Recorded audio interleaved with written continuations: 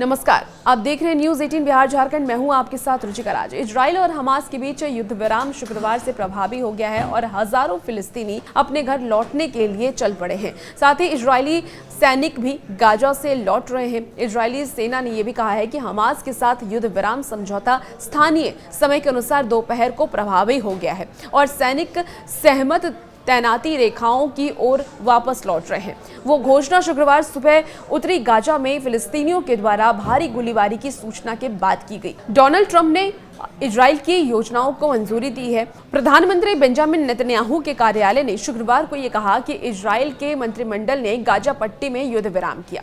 शेष सभी बंधकों और फिलिस्तीनी कैदियों की रिहाई के लिए राष्ट्रपति डोनाल्ड ट्रंप की योजना को मंजूरी दे दी गई है।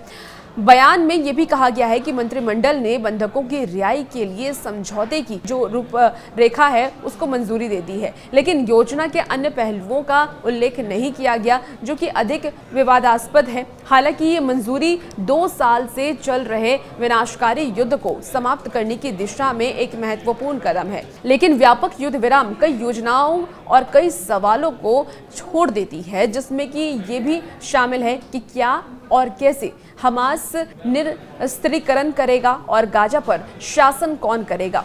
आपको बता दें कि रेड क्रॉस की अंतर्राष्ट्रीय समिति ने यह भी कहा है कि ऑपरेशन के पैमाने और गति को देखते हुए बंधकों और कैदियों की अपेक्षित रिहाई पिछले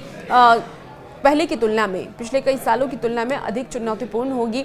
आईसीआरसी के मुख्य प्रवक्ता ने यह भी कहा है कि हालांकि समूह से गाजा से बंधकों को रिहाई और इजराइल से फिलिस्तीनी कैदियों की रिहाई में भूमिका निभाने की उम्मीद है, लेकिन अभी तक ये नहीं बताया गया है कि रिहाई कब, कैसे और कहां होगी। और भी ऐसी वीडियोस के लिए आप बनी रहिए न्यूज 18 बिहार झारखंड के साथ।